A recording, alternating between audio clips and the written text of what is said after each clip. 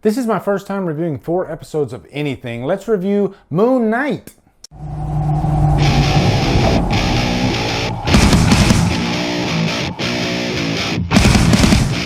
What's up, guys? One thing I like about the MCU, because I am a DC guy and I do complain sometimes about the MCU, but when it comes to a story, they like to follow through and they like to keep things going. I got to give them credit for that. The reason I say that is also because they like to introduce characters that probably most of us have never even heard of before, because I had never heard of Moon Knight, and I'm sure a small percentage of you have heard of Moon Knight, but they delivered the package in a good fashion, because when you see the trailer for it, it looks really fun, it looks really interesting, plus you got Oscar Isaac. I can't tell the difference between life and dreams. Embrace the chaos.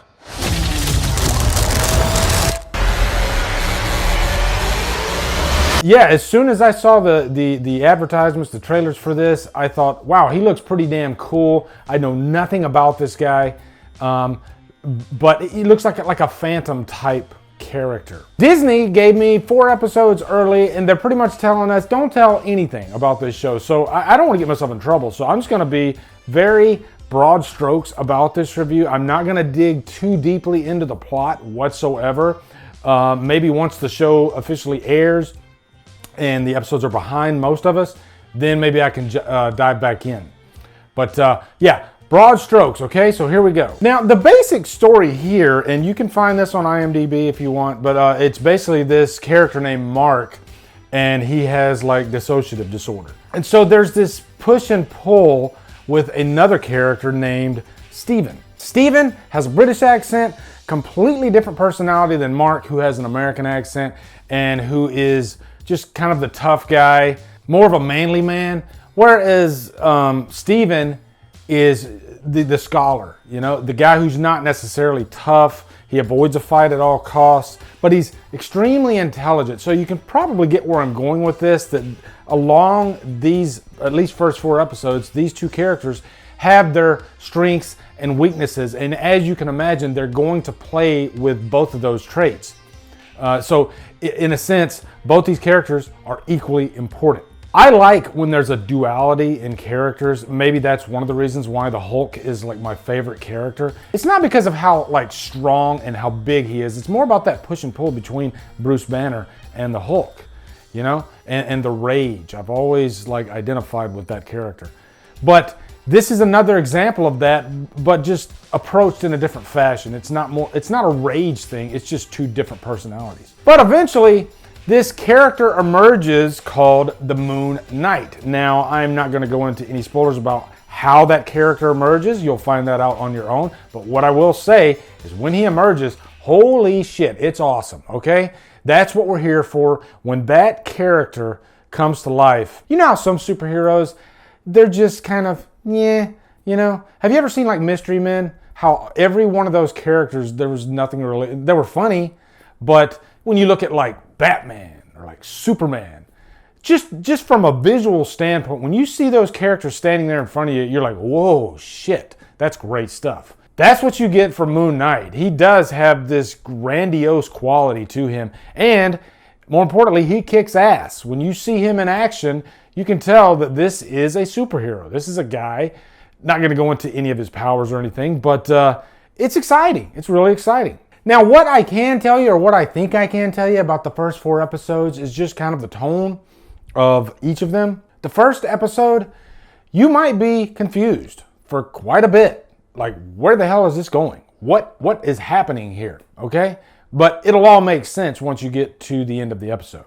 And it is awesome. The second and third episode are more character building, because you have these other characters that come into play, like Harrow, who, played by Ethan Hawke. He is a villain in the story. He is after this scarab, and that's an important piece of the puzzle. And let's just say if he gets a hold of this scarab, then bad shit can happen. Then you have this character, Layla, who is the love interest here. She has a connection to both characters, Mark and Steven, but especially Mark. You know, there's been some tug of war between those 2 characters, some differences, you know? And so it's fun when you can kind of bring Steven into the mix, who's a very different person. And so Layla has to interact with this character who's very different than Mark, who she knows. That's fun stuff. Now, the 4th episode, man, I'm going to tell you that this whole show definitely has strong Mummy vibes, like Mummy 99, even down to the score. Some of it takes place in Egypt. I'm a huge fan of 1999 Mummy. I love that movie so much. It's just so fun, you know, the vibe of the movie. It's just a great time. It's the perfect popcorn movie. Brendan Fraser is the greatest thing to come along since Harrison Ford and Indiana Jones, and I don't think he has been topped since in that type of character. And you get a lot of those vibes from that movie pretty much all the way through this, but especially in episode 4. Luckily, episode 4 really left me wanting more out of this show. It's a really fun show. Is it the best Marvel show to date? Maybe. I'm still kind of pondering that because I haven't been over the moon, no pun intended, for really any of the Marvel shows. You already know I'm more of a DC guy. I can have fun with WandaVision and with Falcon and Winter Soldier, but I think this is maybe even keel with Falcon and Winter Soldier, maybe a little better. We'll see, because I've only seen 4 episodes. One big kudos I have to give is Oscar Isaac, who handles 2 different, not only accents, but characters, and he does it flawlessly. You know how some actors you can tell that they're botching the American accent if they're British and vice versa? Then there's Hugh Jackman, who like really just falls into a character. And you know, like Wolverine, you can't tell that he's Australian. He sounds like an American. Same thing with Oscar Isaac. You know, he sounds like a British guy, a bloke. And what that does is it brings forth the realism, and you're not like stuck on the imperfections of an accent. You forget about the accent. I really liked May Kalamawi. I think I said her last name right. I really liked her as Layla in this. I'm gonna admit too, going back to The Mummy, boy, does she remind me of Rachel Weisz in this. And let me know if you guys agree when you watch this. I'm wondering if they cast it according to type, because man, does she remind me of Rachel Weisz in The Mummy.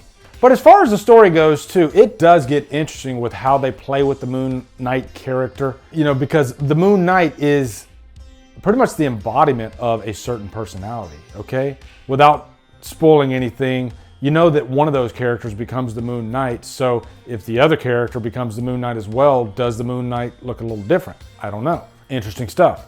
But overall, so far with these 4 episodes, I'm going with a high humdrum. It's a lot of fun. You know, it's definitely not a wasted effort.